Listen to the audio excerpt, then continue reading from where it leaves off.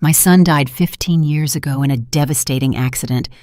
I saw him in the casket, felt his cold skin, and tossed dirt into his grave. But last night, at 3:27 in the morning, my cell phone rang. His name flashed on the screen, and when I answered, I heard his confused voice asking, "Mom, where am I? It's completely dark in here." How can your heart keep beating when you hear the voice of someone you buried? But before I continue, check if you're subscribed to the channel and write in the comments where you're watching this video from. We love to know how far our stories are reaching. My name is Alara Vance, and for 15 years, I lived with a hole in my chest where my heart used to be. My son, Zion, was only 17 years old when he died in a motorcycle crash. A drunk driver ran a red light on a rainy night and hit him head on. In that moment, my knees buckled when the phone rang at 11:42 p.m. It was the hospital. Ms. Alara Vance, mother of Zion Vance. That single question already held all the answers I didn't want to hear. They say there's a mother's instinct that warns us when something terrible happens to our children. Right then, even before the doctor finished the sentence, I already knew. It was as if an invisible thread that had always connected me to Zion had been abruptly severed. The viewing was a blur. I remember sitting beside the casket, unable to cry, staring at my boy's face. He looked like he was sleeping, except for the grayish tone of his skin and the heavy makeup trying to conceal the bruises. I spent the whole night caressing his ice-cold hand, uselessly hoping his fingers would close around mine, as they did when he was little and needed protection. At the cemetery, I tossed a white rose onto the casket as it was lowered into the ground. The sound of the dirt hitting the wood was the moment reality finally slammed into me like a freight train. My son was dead. I would never hear his laugh or feel his hug again. I would never see him graduate, marry, or have children. All that remained of 17 years of life were photographs, clothes with his scent, and memories that would fade with time. Zion's father couldn't handle it. 6 months after the funeral, Darius asked for a divorce. He said he couldn't look at me without remembering the son we lost. Maybe he was right. I couldn't look at him either without feeling that someone was missing between us. Our 20-year marriage ended with a signature on cold papers, another death to add to my collection of losses. While Darius moved on, he remarried and had other children, I stayed trapped in that grave. Zion's room remained untouched, a sanctuary frozen in time. His clothes were still in the closet, his worn sneakers beside the bed, his books on the shelf and on the desk, the math homework he never finished. I couldn't get rid of anything. Every object seemed to hold a piece of him that I refused to lose. Every Sunday, without fail, I visited his grave with fresh flowers. I cleaned the headstone, pulled the weeds, and talked to him as if he could hear me. I told him about the week, the little things that happened, the news of the world. Sometimes I brought a book and read aloud because Zion always loved it when I read to him before bed. You should move on, people told me, as if it were simple to leave behind the child who grew inside my womb, as if there were a deadline for a mother's grief. I tried therapy, support groups, antidepressants. Nothing healed that wound. I only learned to coexist with the pain, to carry it as a constant companion. For 15 years, I kept Zion's cell phone number active. I paid the bill every month just so I could call occasionally and hear the voicemail message in his teenage voice. "Hey, you've reached Zion. Leave a message and I'll call you back. Thanks."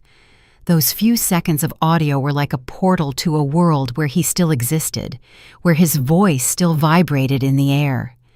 Maybe it was madness, but it was my way of keeping him alive. People moved on. His friends graduated, got married, and had kids. The world kept turning without Zion in it. I kept breathing, working as a kindergarten teacher, existing in a limbo between life and death. I wasn't truly alive, just existing out of inertia, counting the days until I could be reunited with my son again. That's when it happened, on a Wednesday, August 14th, 15 years after the accident. It was exactly 3:27 in the morning when my cell phone rang, pulling me from a restless sleep. In the darkness of the room, the screen's glow illuminated the name I never expected to see. Zion. No, it wasn't Zion, do not answer, as I had renamed the contact years ago when I would call the number just to hear the voicemail. It was just Zion, as if someone had restored the original contact. My heart rate skyrocketed, beating against my ribs like a caged animal. My hands were shaking so hard I almost dropped the phone. It couldn't be real.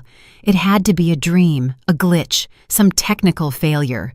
Or maybe sanity had finally abandoned me altogether after years of living with the ghost of loss. The phone kept ringing, relentlessly. 5, 6 rings. On the 7th, something inside me snapped. I answered. For several seconds, I only heard slow, hesitant, human breathing. "Hello?"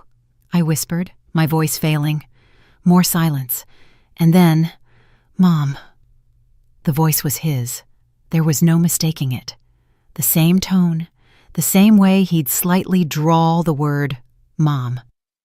"Mom, where am I? It's completely dark in here." The air froze in my lungs. The room's walls seemed to contract around me. This couldn't be happening. Zion. That was all I could manage as my entire body trembled. "Yeah, it's me. I don't know where I am.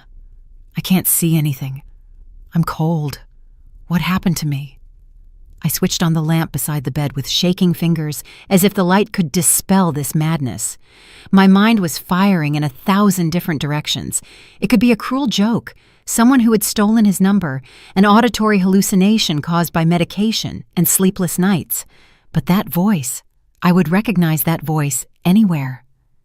"Zion, is that really you?" I asked, tears streaming down my face. "How? How is this possible?" "I don't know, Mom." His voice sounded distant, confused. "I remember the crash.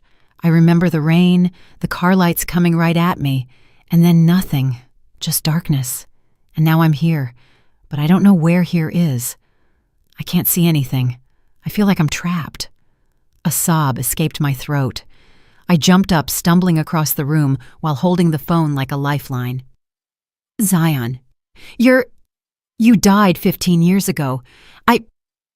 I buried you." Silence on the other end. A silence so dense I could almost touch it. "No, Mom, I can't be dead. I'm talking to you. I'm thinking. I'm feeling. I just can't move. Everything is tight around me." I felt a chill run down my spine, tight, like a coffin. My God. Could it be a hospital mistake? Someone declared dead prematurely? Stories of people being buried alive swirled in my mind in a torrent of horror, but it was impossible. I saw him at the viewing.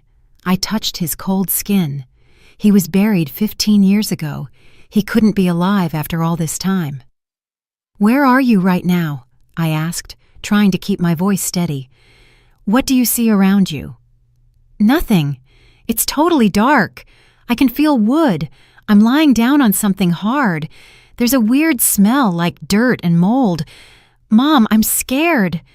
My blood froze in my veins. He was describing a casket. How could he know that? How could he be conscious after 15 years? "Calm down, my son." The words came out automatically, mother's instinct overriding the panic. "I'm going to help you. Just tell me how I can find you." "I don't know. I just remember the accident and then waking up here. Mom, how long did you say it's been?" 15 years, Zion." My voice broke. You died in 2010. I heard his breathing quicken, turning into desperate sobs. "It can't be. It can't. I'm 17. How could I have lost 15 years of my life?" I grabbed the dresser to keep from falling. The situation was absurd, impossible, and yet it was happening. The voice of my son, my dead son, was sounding through the phone with the same clarity as when he was alive. "Zion, I'm going to find you, okay? I'm going to find a way." Even I didn't believe what I was saying, but the desperation in his voice drove me to promise anything. "Just don't hang up, Please, don't hang up. The battery's dying, Mom. The panic was palpable in his voice. The phone's flashing. I don't want to be left alone in here. Wait, Zion, how are you calling me? Where did you get a phone? The questions exploded in my mind, searching for some logic in that madness. It was in my pocket, my old cell phone. I don't know how it still works, but the screen says the battery is almost dead. His old cell phone, the same one that was buried with him at his request in the will he wrote at 16, during a phase when he was obsessed with his own mortality. At the time, we thought it was just a teenage whim, but we respected his wish. Zion, listen to me. I tried to organize my chaotic thoughts.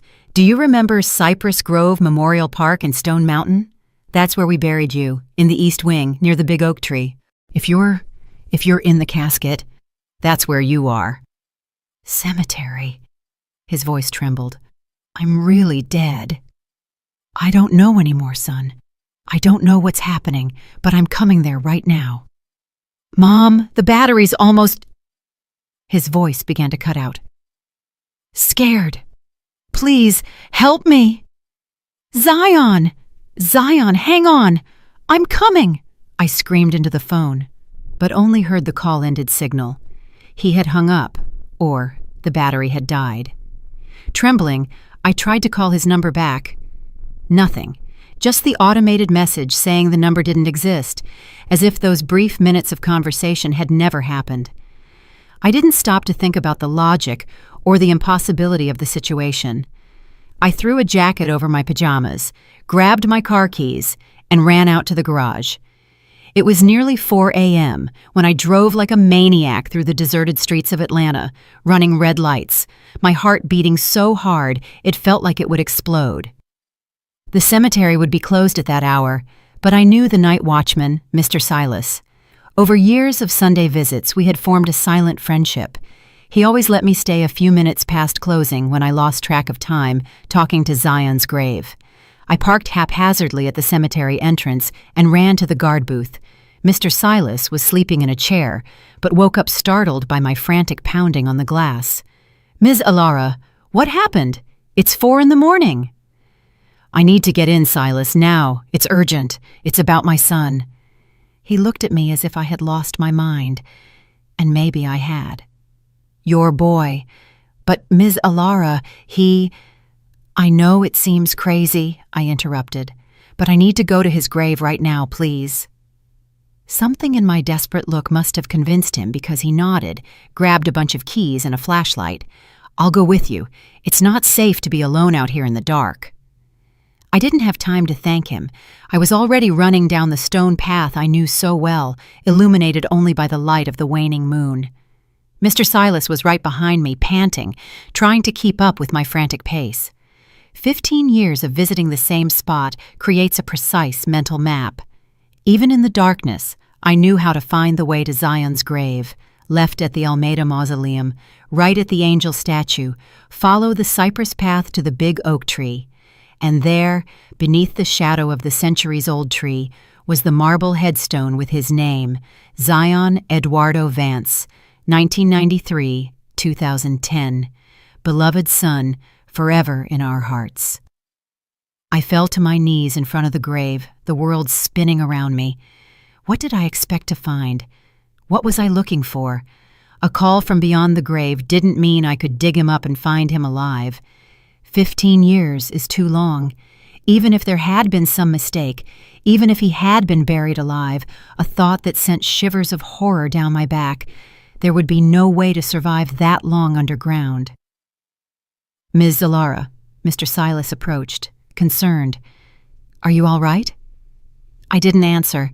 My eyes were fixed on the earth over the grave, firm, intact soil, covered by a carpet of well-kept grass that I myself had planted years ago.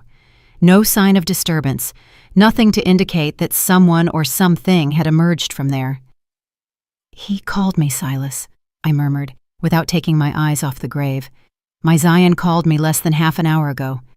The watchman placed a hand on my shoulder, his voice gentle. Ms. Alara, you had a nightmare. It happens when we lose someone we love. It wasn't a dream, I screamed, pushing his hand away. I was awake! I answered the phone! It was his voice! I started scraping the grass with my fingernails, trying to dig, to claw at the dirt with my bare hands. It was madness. I knew it. A grave is almost 6 feet deep. I would never be able to reach the casket that way. But reason had abandoned me the moment I heard my son's voice on the phone. "Miss Ilara, please." Mr. Silas grabbed my wrists, preventing me from continuing that useless attempt. "You'll hurt yourself. This isn't normal." And I broke down in tears, smearing my face with the dirt from my hands. "He said it's dark. He said he's trapped. He's scared, Silas." I sobbed uncontrollably. "How can I leave him like that? How?" The watchman helped me up, supporting me as I trembled. "I'm going to take you home. You're very upset. Tomorrow everything will look different." But I knew it wouldn't. Nothing would be the same after that call. If I couldn't dig up my son with my own hands, I needed to find another way to understand what was happening. "His phone," I murmured, as Mr. Silas guided me out of the cemetery. It was with him in the casket. How could it work after so many years? How could it have battery? How could it get a signal down there? The watchman didn't answer, probably thinking I was delirious. And maybe I was. Maybe the loneliness and grief had finally corroded what was left of my sanity, and I was hallucinating, creating an alternative reality where my son could still contact me somehow. I drove home in a daze, eyes fixed on the dark road ahead of me. Mr. Silas insisted on following me in his car to make sure I got inside safely. I promised him I would try to rest, that I would call my doctor in the morning, white lies to calm a good man who was worried about me. As soon as I closed the door, I rushed to the phone and tried to call Zion's number again. Nothing. The same message that the number didn't exist. I tried 10, 20 more times, always with the same result. I sat in the kitchen, shaking, trying to organize my thoughts. I needed help. I needed someone who would believe me, or at least pretend to believe while I figured out what was happening. Darius, Zion's father. If there was anyone who could understand, it would be him. Even with our relationship deteriorated after the divorce, we shared a love for our son. I looked at the clock, 5:12 a.m. Too early for a normal call, but this had stopped being a normal situation. I dialed his number, which I still knew by heart, even after all these years. After 4 rings, I heard his sleepy voice. "Ilara, is that you? Is something wrong?" "Darius." My voice trembled. "I need to tell you something. It's going to sound crazy, but I need you to listen." I told him everything, the call, Zion's voice, the phone in the casket, my desperate trip to the cemetery. I expected him to interrupt me, to call me crazy, to suggest psychiatric hospitalization, but Darius just listened in silence, breathing heavily on the other end of the line. When I finished, there was a long moment of silence. "Do you believe me?" I asked finally, my voice small and uncertain. "I don't know what to believe, Ilara." His voice sounded strangely controlled. "But I know you wouldn't make something like this up. Not about Zion. I need your help. I need to understand what's happening." "What do you want to do?" "Exhume the body." The words came out before I could think. "I need to be sure, Darius. I need to see what's down there." More silence. Then, "You know that's almost impossible, right? We'd need court authorization. It's going to take time, and even if we get it, Ilara, 15 years, there won't be much to see." "I know, but I need to try. If there's the slightest chance that some mistake happened—" "I'll be there in an hour," he said, surprising me. "We'll talk in person." I hung up the phone and sat in the kitchen darkness, motionless, trying to process everything that had happened during that surreal morning. Part of me wanted to believe it was just a vivid dream, that I had fallen asleep on the couch and my mind had played a cruel trick on me. But I knew it wasn't true. The call had been real. The voice was Zion's.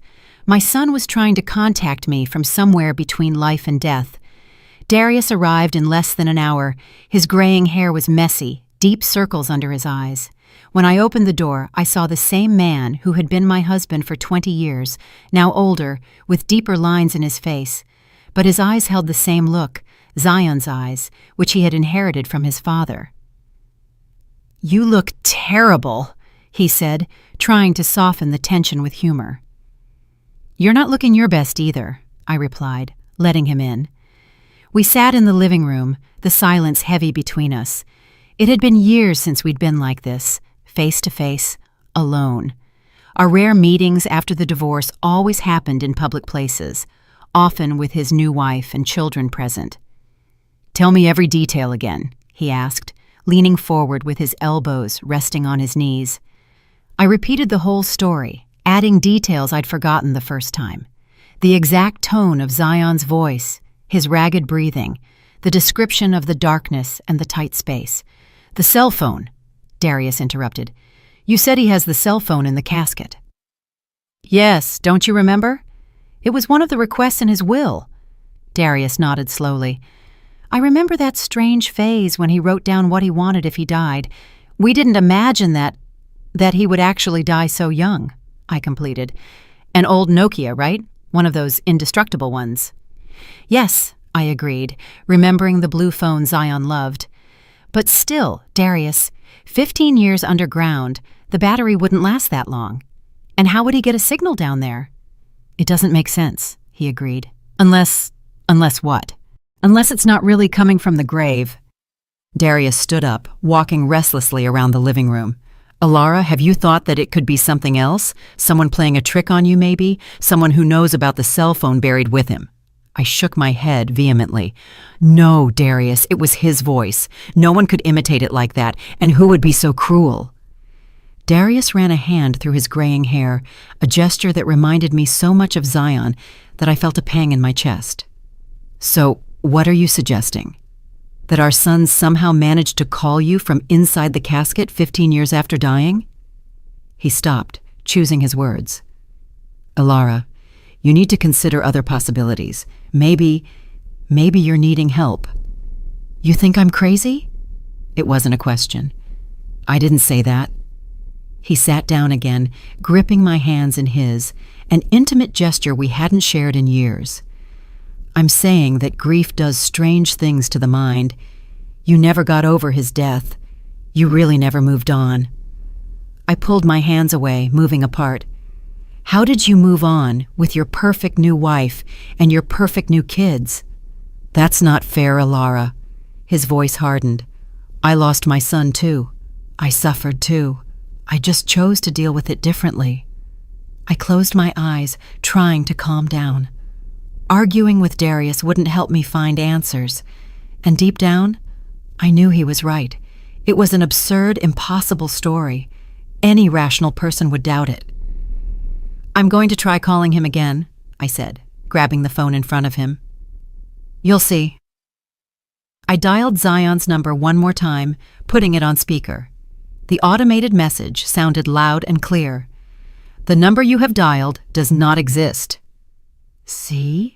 Darius said gently. "Alara, The phone in my hand started vibrating, interrupting him. On the screen, the name Zion flashed again. "It's him!" I shouted, almost throwing the device. "Are you seeing this? Are you seeing this?" Darius's face went pale. He was seeing it. There was no denying it. With trembling hands, I answered the call and put it on speaker. "Zion!" I called out, my voice barely working. "Mom!" His voice sounded distant, choppy, as if the connection was bad. "Mom, I managed to charge the phone a bit.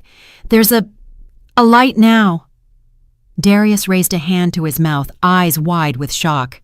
He was hearing the same voice I was. "Zion!" I called louder. "Your dad is here with me. We're on speaker." "Dad." His voice seemed more alert. "Dad, is that you?" Darius swallowed, tears in his eyes. "Yes, son, it's me." "What's happening to me? Why are they saying I'm dead? I remember the accident, but then everything is hazy." I looked at Darius, unsure what to say. How do you explain to someone that they've been dead for 15 years? "Zion." Darius took the lead, his voice choked. "You said there's a light now. What are you seeing?" "There's a a type of flashlight here. It was in my jacket pocket along with the phone. I don't know how it still works, but I can see a little bit now. I'm in a wooden box. It's small. I can barely move." I felt the blood freeze in my veins. He was describing the casket. "What else do you see?" Darius asked, gripping my hand tightly. "There's a white cloth, and I'm wearing— Wait, it's not my clothes, it's a suit. I never had a suit like this. The funeral clothes. The suit we bought for him to be buried in." Darius and I exchanged looks of horror. "Zion," my voice trembled, "try to push the lid. See if you can open it." We heard sounds of struggle, groans. "I can't, it's too heavy. It feels like there's something on top. Dirt, maybe." Darius took the phone from my hand, holding it closer to his face. "Zion, listen to me. We need to understand what's happening. How long have you been conscious in there?" "I don't know." His voice sounded frustrated. "It's like I just woke up from a long, confusing dream. I remember parts of my life, school, friends, you guys, but there are a lot of blurry things. It's like I've been sleeping for a long time." "And the accident, what do you remember?" "It was raining. Coming back from Jada's house, the bike slid on the curve. I saw the headlights coming at me very fast. Then pain, a lot of pain, and then nothing, until I woke up here in the darkness." The description matched exactly what we knew about the accident. The police reports, the witness testimonies. "Zion," I called, taking the phone back. "What's the last date you remember?" "March 10th, 2010. A Wednesday. I had a physics test the next day." Darius and I looked at each other again. March 10th, 2010. The day of the accident, exactly 15 years ago. "And do you remember?" I hesitated, not knowing how to ask. "Do you remember dying?" Silence on the other end. Just his irregular breathing. "I don't know." His voice was almost a whisper. "Now I remember the pain." Then a feeling of floating, like I was being pulled upward, bright lights, voices I didn't recognize, and then darkness until I woke up here. "Mom, Dad, am I really dead?" How do you answer that? How do you tell your own son that he did die, was viewed, mourned, and buried? "Zion," Darius took over, sparing me from having to answer. "Something very strange is happening. We need to investigate. Do you think you can maintain contact with us? How much battery does the phone still have?" 30%, I think.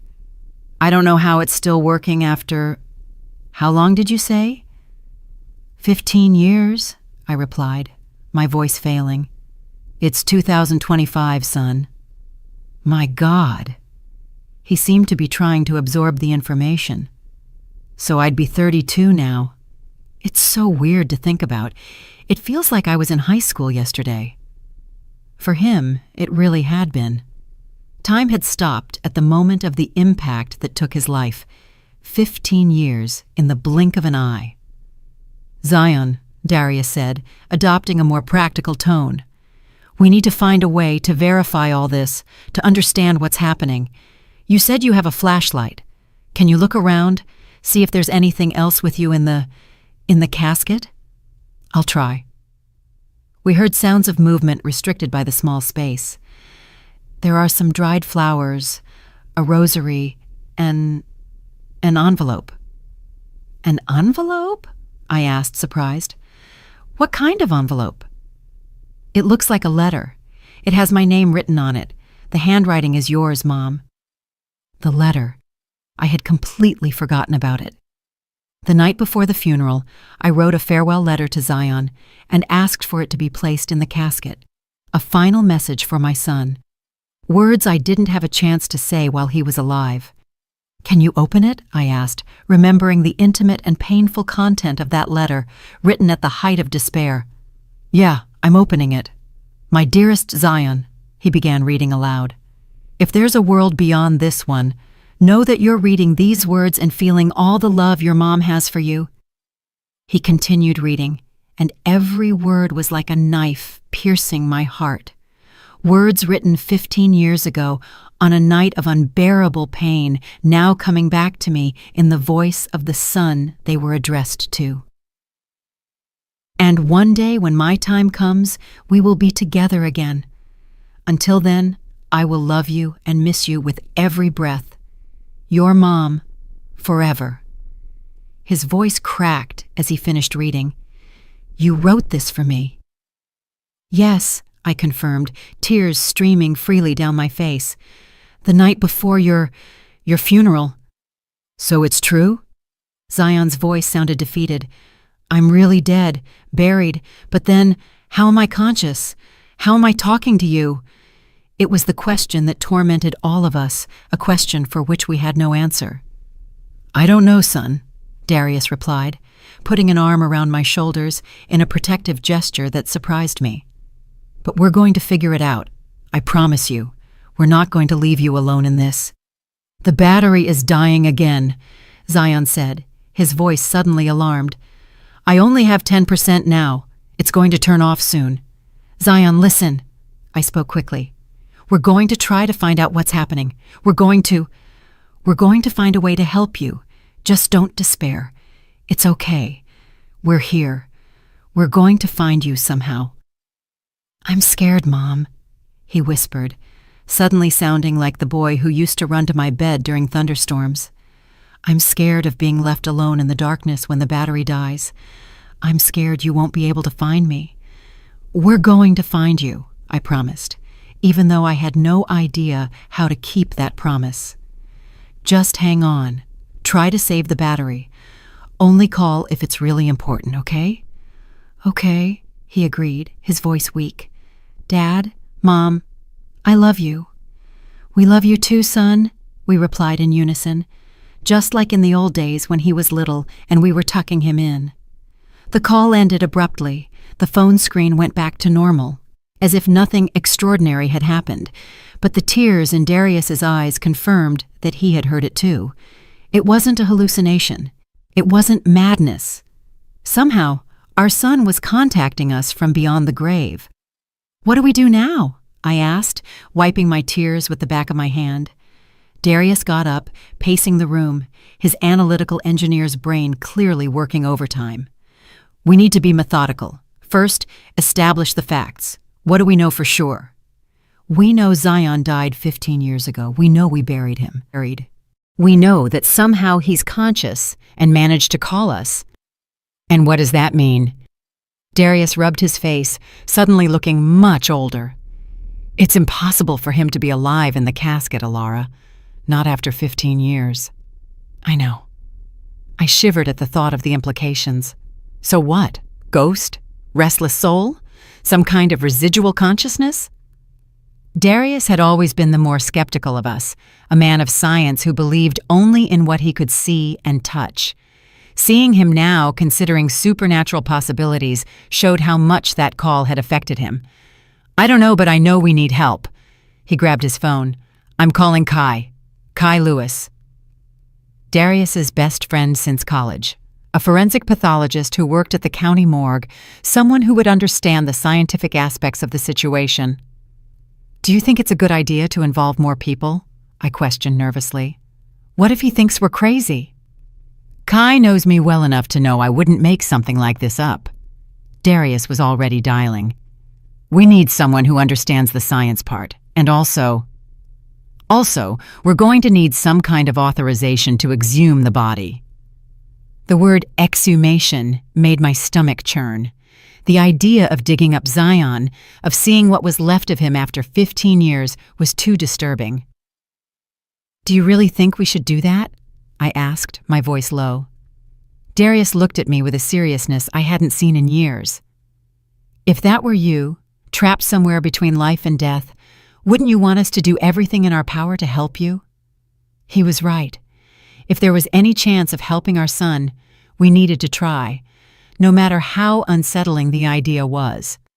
Kai left shortly after, promising to immediately start the process for the exhumation authorization. Darius decided to stay with me, settling onto the living room couch. It was strange to have him back in the house we shared for so many years. The house where we raised our son, the house he abandoned when the grief became unbearable. Night fell, bringing with it a darkness that seemed denser, more oppressive than usual. Neither of us could sleep. We stayed in the living room, Darius on the couch, me in the armchair, the silence heavy between us, broken only by the occasional hoot of an owl or the whisper of leaves in the wind outside. "You still keep his things, don't you?" Darius suddenly asked, looking toward the hallway that led to Zion's room. "Yes," I admitted. "I didn't change anything." He nodded without judgment. "Can I see?" I guided him down the hall to the room that had remained untouched for 15 years. I opened the door slowly, as if afraid of waking someone. The smell of dust and stopped time greeted us. The curtains were drawn, but I turned on the light, revealing the sanctuary I had built for my son. The bed was still made with the Batman blanket he loved, even though it was a kid's thing for a 17-year-old. The desk had school books piled on it, an unfinished math assignment in the open notebook, rock band posters on the walls, a pair of worn sneakers beside the bed, and his guitar in the corner, covered in dust, silenced by time.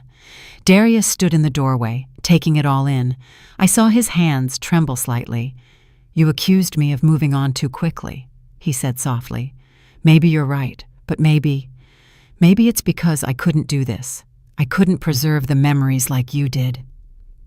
He walked slowly through the room, touching the objects with reverence. He stopped in front of the trophy shelf, swimming, chess, science competitions. Zion had always been a brilliant boy, destined for great things, a life abruptly interrupted before it could fully bloom. "Look at this." Darius picked up a small black notebook from a half-open desk drawer. His journal. My heart raced. I never had the courage to read it. Me neither. He held the notebook carefully, as if it were a precious artifact. "Maybe we should now. Maybe there's something in here that can help us understand." We sat down on Zion's bed, side by side, the journal between us. With trembling fingers, Darius opened to the first page. "January 10th, 2010, he read aloud. "I had that dream again, the one about the accident, so real I woke up in a cold sweat. In the dream, I'm riding my bike in the rain. I see the headlights getting closer. I feel the impact. Then I'm floating above everything, watching my own broken body on the asphalt. It's terrifying, but also strangely peaceful." We exchanged alarmed glances. The dream's description corresponded exactly to the accident that would take his life 2 months later. A shiver ran down my spine. Darius continued reading, turning the pages carefully. The entries described the daily life of a normal teenager: exams, friends, the girl he liked, arguments with his parents. But there was something else, something disturbing, that was repeated in several entries. Dreams about his own death. Always the same scenario, always the same feeling of watching from the outside. "March 1st, 2010, Darius read, his voice heavy. "Just 10 days before the accident." The dream got more intense. This time I saw the funeral. I saw Mom crying over my casket. I saw Dad trying to be strong but falling apart when he thought no one was watching. I saw my friends standing in a circle, not knowing what to say. It's so vivid that I'm starting to wonder if they're really dreams or something else. Premonitions, warnings. I'm scared, but also curious. My breathing failed. Zion had dreamed about his own death, his own funeral, weeks before it happened. He knew, I murmured, stunned. Somehow he knew what was going to happen. Darius turned to the last entry. It was dated March 10th, 2010, the day of the accident. "Today is the day. I don't know how I'm so sure, but I am." Last night's dream was so real that I can still feel the impact. The metal tearing my skin, the bones breaking. I should be terrified, but strangely, I'm not. It's like it's inevitable, like it's destined. If something happens to me today, I want Mom and Dad to know I love them more than anything. And I also want them to know that it won't be the end. Somehow, I'm going to find a way back to them. I'm going to find a way to say I'm okay, that I just changed forms. P.S. If I'm right, please bury my cell phone with me. It might sound weird, but I have a feeling I'm going to need it." The journal fell from Darius's hands. The silence that followed was dense, loaded with impossible implications. "He knew," I repeated, my voice almost inaudible. "They weren't just dreams. He saw the future, and he knew that somehow, someday, he was going to contact us." "The cell phone," Darius murmured. "He asked to be buried with the phone because he knew he was going to use it to communicate with us." The understanding of what was happening began to form in our minds, still hazy, still incomplete, but with more defined contours. Zion had somehow foreseen his own death, had prepared for it, and now, 15 years later, he was fulfilling his promise to find a way back to us. As if responding to our thoughts, my cell phone rang. Zion's name flashed on the screen. We answered together, Darius leaning in to listen. "Zion!" I called out, my heart pounding. "Mom! Dad!" His voice sounded different now, firmer, more assured. "You're in my room, right? You just finished reading my journal." I was paralyzed with shock. "How? How do you know that?" "I can see you," he answered calmly. "I don't know how to explain it. It's like I'm in two places at once. I'm still here in the darkness, but I can also observe, like in the dreams I used to have." Darius took the phone, his eyes wide with shock. "Zion, are you saying you can see us right now?" "Yes. Mom is wearing that blue shirt I gave her for Mother's Day many years ago. You're holding my swimming trophy from the state championship." It was true. Darius had just grabbed the trophy from the shelf as we spoke. There was no way Zion could know that unless he could truly see us. "My God," Darius whispered. "This is terrifying." "I know," Zion completed. "It is for me too. I'm learning to control this. At first it was just darkness, but now it's like I can project my consciousness outward, see things, hear things." "Can you see other people besides us?" I asked, trying to grasp the scope of this impossible ability. "Yes, I can see Kai at the precinct right now, filling out forms. You're processing the exhumation, aren't you?" A shiver ran down my spine. How did he know about Kai? How did he know about the exhumation? "Zion, what's happening to you?" Darius asked, his voice trembling. "Are you dead? Alive? What?" There was a pause before the answer. "I don't know exactly. My body is here, but it's not alive in the normal sense. It's preserved somehow, as if time has stopped for it, but my consciousness is somewhere else, in many places at once." "This is impossible," Darius murmured, the rational engineer struggling against the supernatural evidence. "Many things are impossible until they happen," Zion replied. "Mom always used to say that, remember?" It was true. It was one of my favorite sayings when Zion was little and said something was impossible. "Son," I asked, trying to make sense of it all, "why now? Why wait 15 years to contact us?" "I didn't wait." His voice sounded almost surprised. "For me, it was like waking up from a long sleep. I didn't realize so much time had passed, but now that I'm awake, I can feel time in a different way. I can see what I lost. I can see how much you suffered. And I can see that maybe I can return." "Return?" Darius and I spoke in unison. "What does that mean?" "I'm not sure," Zion admitted, "but I know you need to open the grave. I need you to get me out of there. There's something that needs to be done, something I can't explain yet, like an instinct." Darius and I looked at each other, scared and hopeful at the same time. The idea of Zion returning somehow was as impossible as it was wonderful. "We're trying, son," Darius assured him. "Kai is taking care of the paperwork for the exhumation, but it might take days, maybe a week." "That's too late," Zion's voice replied, urgent. "The connection is getting stronger, but it's temporary.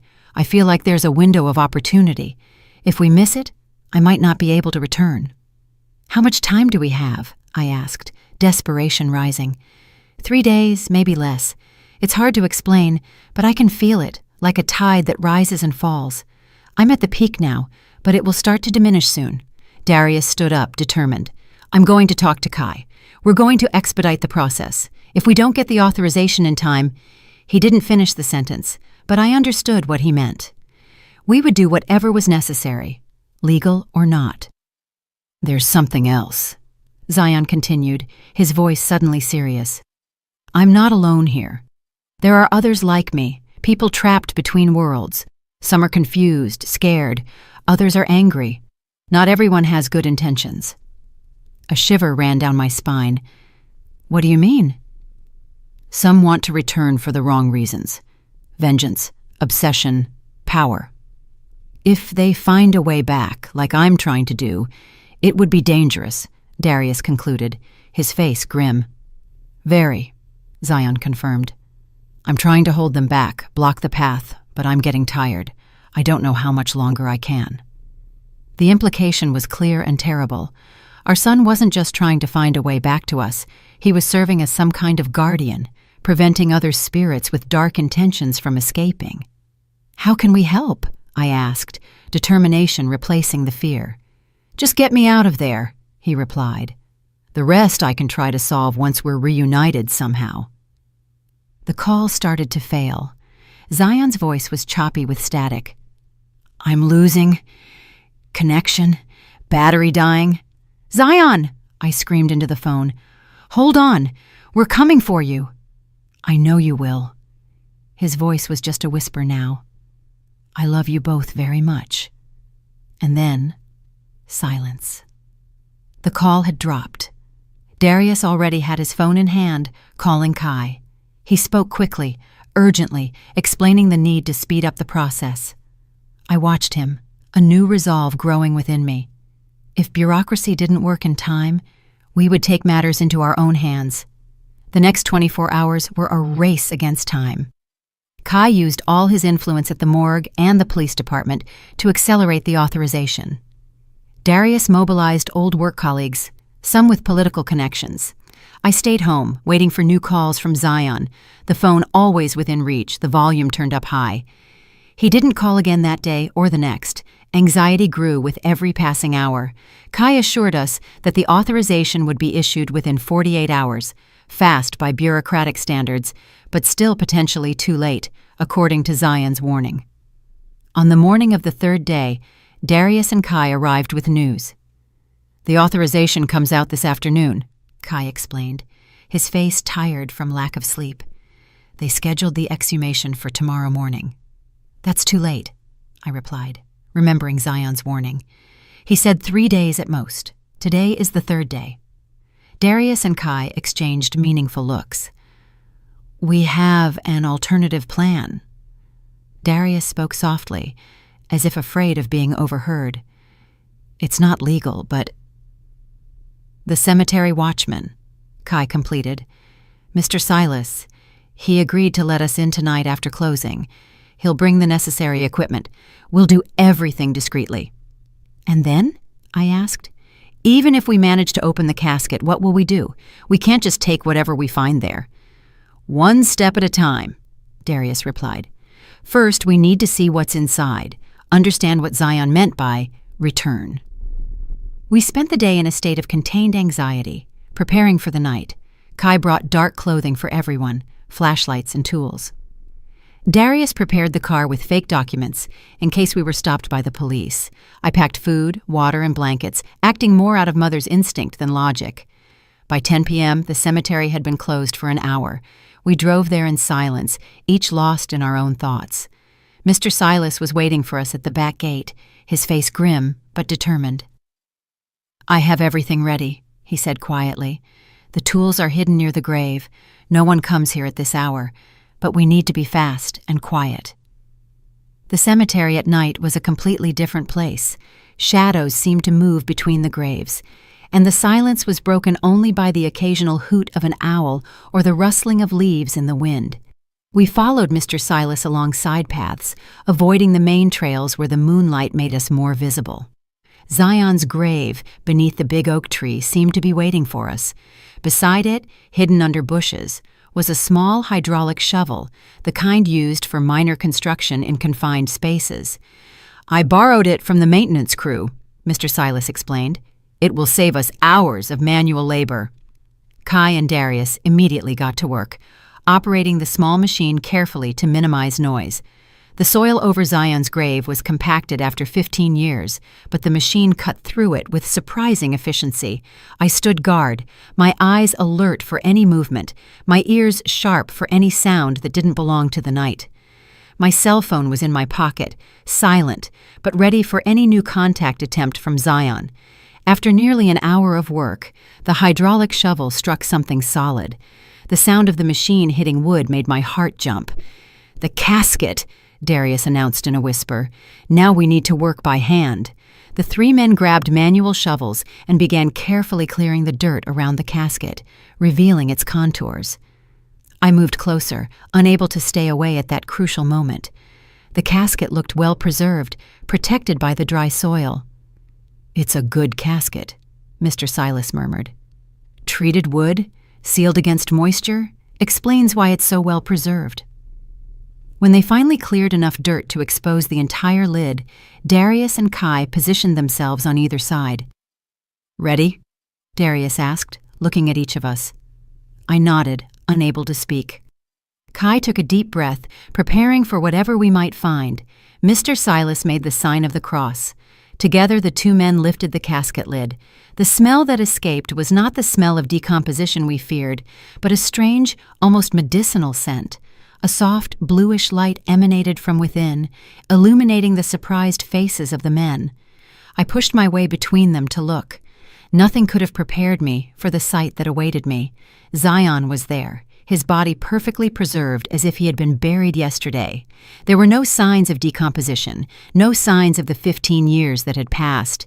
His face looked asleep, serene. He wore the same dark suit from the funeral, his hands crossed over his chest. Beneath them, glowing with that strange bluish light, was his old cell phone. "My God," Kai murmured, the scientist in him struggling to comprehend the impossible before his eyes. "This can't be real. There should only be bones." Darius reached out a trembling hand, touching our son's face. "He's warm, not cold like a corpse, not hot like a living person, just warm." The sight was so surreal, so far outside any known logic or science, that for a moment none of us could move. It was as if time had been suspended inside that casket, preserving Zion exactly as he was on the day of his funeral. Slowly I moved forward and touched his face. The skin was firm, elastic, like that of a living person, but there was no pulse, no visible breathing. Just that strange intermediate temperature, neither alive nor dead. "The phone," I pointed out. "It's glowing." It was true. The small blue Nokia beneath his hands emitted that supernatural light, illuminating the inside of the casket. When I leaned in to touch it, the screen lit up on its own, displaying a message. "Get me out of here. Take me home. I have little time." We didn't hesitate. Darius and Kai, with the help of Mr. Silas, carefully removed Zion's body from the casket. He was lighter than he should have been, as if the matter of his body had been partially replaced by something less dense, less physical. Together, we wrapped Zion in the blanket I had brought and carried him back to the car. The cell phone in his hand continued to glow, now pulsing like a heart, the rhythm accelerating as we drove away from the cemetery. No one spoke during the journey. What could we say in the face of something so far beyond our comprehension? We decided to take him to my house, the house where he grew up, the last place he lived. It felt right. Kai and Mr. Silas helped us carry him inside, placing him gently on his own bed, in the room that had remained untouched for 15 years. "I've never seen anything like it in my entire career," Kai murmured, still examining Zion's motionless body. "There are no conventional vital signs, but there is also no rigor mortis or any sign of decomposition. It's as if he's in a completely different state of matter." The cell phone in Zion's hand flashed again, displaying a new message. Water, sunlight, music. We looked at each other, confused, until I understood. He's telling us what he needs. I quickly brought a glass of water and pressed it against his lips. To our surprise, he seemed to absorb the liquid, although there was no movement in his throat. I opened the curtains, allowing the rising sun's light to bathe his face. Darius found the old radio on the nightstand and turned it on to a station playing classical music, the kind Zion always liked. The phone flashed again. "Thank you. Now I need to rest. Tomorrow." Kai and Mr. Silas left shortly after, promising to return in the morning. Both swore to keep what they had witnessed a secret. Darius and I remained in Zion's room, one on each side of the bed, watching our son in his impossible state, neither alive nor dead. "What happens now?" I whispered, holding Zion's inert but strangely warm hand. Darius shook his head. "I don't know. We're in unknown territory, but he asked us to bring him home, and we did. Now we need to trust him." We spent the night in silent vigil. At some point, I fell asleep in the chair beside the bed. I dreamt of Zion, not the teenager I had lost, but an adult man, as he would have been if he had lived. In the dream, he smiled and said, "It's almost time, Mom, just a little longer." I woke up at dawn to a strange humming filling the room. Darius had also woken up, looking around confused. The source of the sound was Zion's cell phone, which was now glowing intensely, the bluish light pulsing at an increasingly rapid rhythm. Slowly, almost imperceptibly at first, Zion's body began to change. The skin, which had been deathly pale, gained color. The previously rigid fingers moved slightly. The eyes, closed for 15 years, trembled beneath the lids, as if in a deep sleep. "Darius," I whispered, grabbing his hand. "Something is happening." The humming intensified, becoming almost unbearable. The light from the cell phone expanded, enveloping Zion's entire body in a cocoon of light. For a terrible moment, I thought he might be disintegrating, vanishing before our eyes. But then I realized he was transforming. The teenage face softened, the contours subtly shifting, aging. The body beneath the funeral suit seemed to fill out, gaining mass and height. It was like watching 15 years pass in a matter of minutes, time recovering its normal course, accelerated. And then, as suddenly as it began, everything stopped. The humming went silent. The light retracted into the cell phone before turning off completely. The room returned to normal, illuminated only by the rising sun. Zion opened his eyes. They were no longer the eyes of a 17-year-old boy, but the eyes of a 32-year-old man, the age he would be now. His face had changed, matured, though it was still unmistakably him.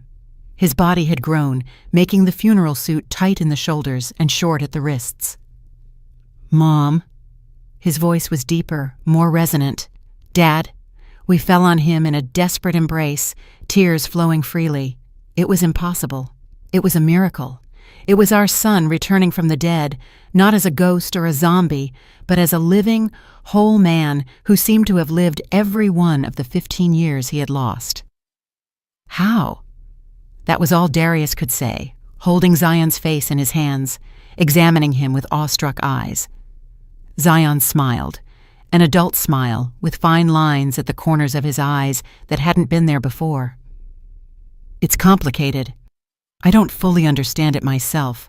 Time works differently on the other side," he continued. "It's not linear like it is here. I lived many lives there. I learned things. I grew. When I realized there was a way back, that I could return if the conditions were right." He looked at the cell phone, now plain and ordinary in his hand. "This was the link, the connection that kept me tied to this world. And you, too, were the beacon that guided me back." "But how is this possible?" I asked, still unable to fully believe the miracle before me. "Your science doesn't have words for this yet," Zion replied gently. "Parallel dimensions, maybe, or alternative states of consciousness. The important thing is that I'm here. I returned. Not exactly as I was, but—" He looked at his own hands, now larger, stronger, with small scars and calluses that weren't there before. This body reflects the experiences I had there, the growth, the learning, as if I lived those 15 years elsewhere. Darius, ever the pragmatic one, was already thinking of the implications. How are we going to explain this? Legally, you're dead. You don't exist in the system. Zion smiled again. We'll have time to figure that out. Kai can help. Maybe a story about a mistaken identity. Amnesia, something like that. The important thing is that I'm back. His face suddenly grew serious. But I'm not the only one who found the way. Others are trying to follow. Like I warned, not all with good intentions. What can we do? I asked, determination replacing the fear. For now, nothing. I closed the portal behind me as best I could, but we need to be vigilant. He looked out the window at the world outside, a world he hadn't seen in 15 years. So many things have changed. I have a lot to learn about this life again. In the days that followed, we watched in wonder as Zion readjusted to life. His body worked perfectly, although at times he seemed clumsy, as if learning to use muscles that had been dormant for a long time. His mind was sharp, absorbing information with impressive speed, adapting to the technological and social changes of the last 15 years. Kai helped with the legal side, creating an elaborate story of mistaken identification and prolonged amnesia.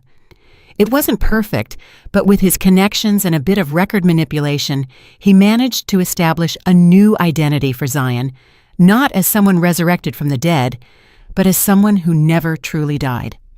As for me, I went from grieving mother to mother of an adult son in a matter of days. It was strange, disorienting, and wonderful. Zion was no longer the boy I lost, but a complex man with knowledge and skills that transcended his earthly education. Sometimes I found him gazing at the horizon with a distant expression, as if he were seeing things none of us could comprehend. In those moments, I realized that part of him was still connected to the other side, the mysterious place where his consciousness had resided for 15 years. One evening, sitting on the porch watching the stars, I asked him if he missed that place. Sometimes, he admitted. It was peaceful there in a way, no physical limitations, no weight of linear time. But it lacked something essential. What? I asked. He smiled, that smile that was both familiar and new. This, humanity, connection, the beauty of being alive with all its imperfections and challenges. It's worth being here, even knowing that one day I'll have to leave again. I held his hand, larger, stronger, and more calloused than the hand of the boy I buried, but still unmistakably the hand of my son. When that day comes, I'll be ready to let you go, I promised. This time, I'll know it's not goodbye forever.